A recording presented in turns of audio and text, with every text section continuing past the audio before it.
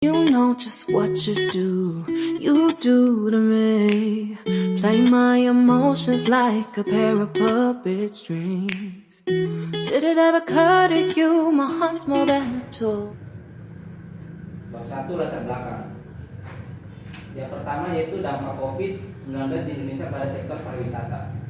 Seperti yang kita tahu, dampak COVID pemerintah mengambil keputusan bahwa pada saat tahun awal 2020 pemerintah melakukan lockdown di Indonesia. Tidak hanya di Indonesia saja tetapi di berbagai negara. Alhasil dari keputusan lockdown tersebut banyak masyarakat yang tidak bisa keluar kemana-mana dan pengunjung jarang datang ke sektor atau perusahaan pariwisata tersebut.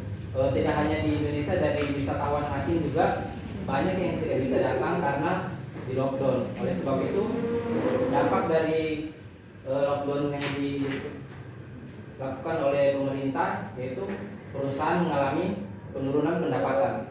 Sebagian besar perusahaan sektor pariwisata mengalami penurunan pendapatan. Di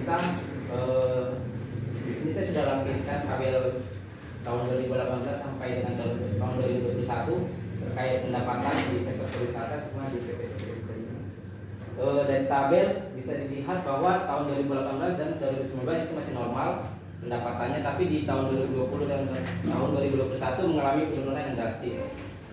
Akibat dari pendapatan perusahaan yang menurun, perusahaan akan lebih banyak menggunakan hutangnya untuk kebutuhan operasional perusahaan. Hal ini juga dikemukakan oleh peneliti Natalia pada tahun 2015, yaitu nilai perusahaan dapat meningkat jika jumlah hutang yang digunakan hanya pada sampai batas tertentu. Jika melebihi batas tersebut, perusahaan tidak disarankan untuk menggunakan hutang karena dapat menurunkan nilai perusahaan. Nah, jadi dampak dari turunnya nilai perusahaan akan berakibat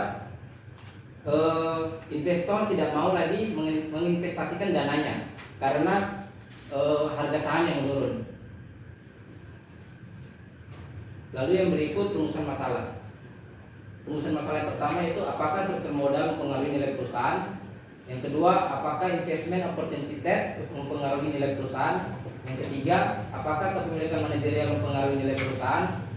Dan yang keempat, apakah struktur modal, investment opportunity set, kepemilikan manajerial mempengaruhi nilai perusahaan. Yang berikut tujuan penelitian. Yang pertama yaitu untuk mengetahui apakah struktur modal mempengaruhi nilai perusahaan. Yang kedua, untuk mengetahui apakah investment opportunity set mempengaruhi nilai perusahaan. Yang ketiga, untuk mengetahui apakah kepemilikan manajerial mempengaruhi nilai perusahaan. Dan yang terakhir, untuk mengetahui apakah struktur modal, investment opportunity set, kepemilikan manajerial mempengaruhi nilai perusahaan.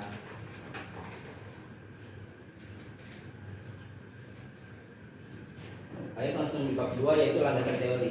Teori-teori yang saya pakai yaitu yang pertama teori signaling, yang kedua teori agensi, yang ketiga trade off teori, yang keempat nilai perusahaan, yang kelima struktur modal, yang keenam IOS atau yang keenam kepemilikan manajerial.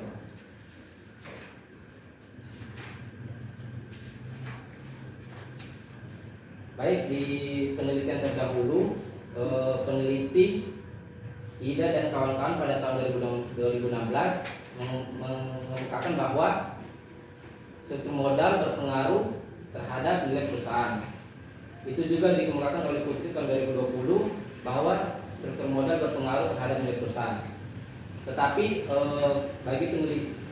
pada peneliti Mandalika tahun 2016 mengemukakan bahwa struktur modal tidak mempengaruhi nilai perusahaan. Lalu yang berikut, Putri tahun 2020 mengatakan bahwa IOS dan kepemilikan manajerial berpengaruh terhadap nilai perusahaan. Tetapi berbeda dengan Anita dan kawan-kawan pada tahun 2021 dan Mimade dan kawan-kawan pada tahun 2016 mengungkapkan bahwa kepemilikan manajerial tidak mempengaruhi nilai perusahaan. Billy dan Fahrul tahun 2019 mengemukakan bahwa investment opportunity set berpengaruh terhadap nilai perusahaan.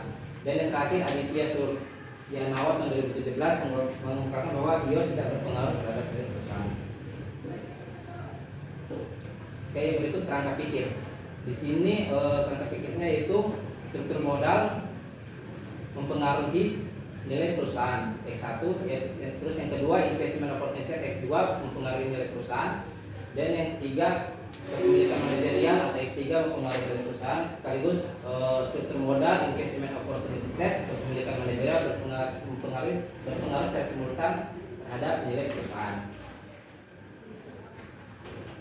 Yang berikut pengembangan hipotesis. Hipotesis pertama yaitu diduga struktur modal berpengaruh terhadap nilai perusahaan. Hipotesis kedua yaitu diduga investment opportunity set berpengaruh terhadap nilai perusahaan. Yang hipotesis ketiga diduga kepemilikan manajerial berpengaruh terhadap nilai perusahaan.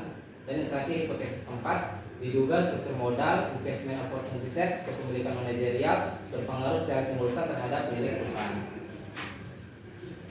Bab 3, metode penelitian.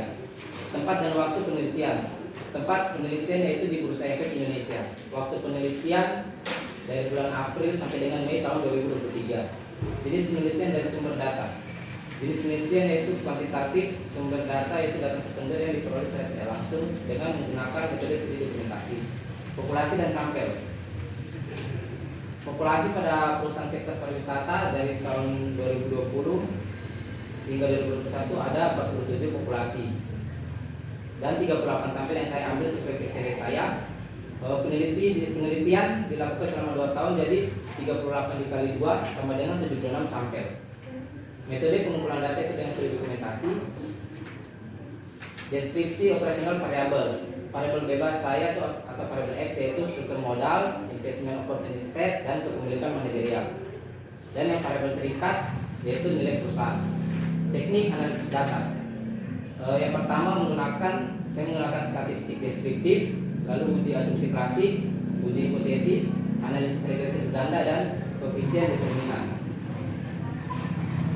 Baik, sekian dari presentasi saya. Tidak ada salah kata.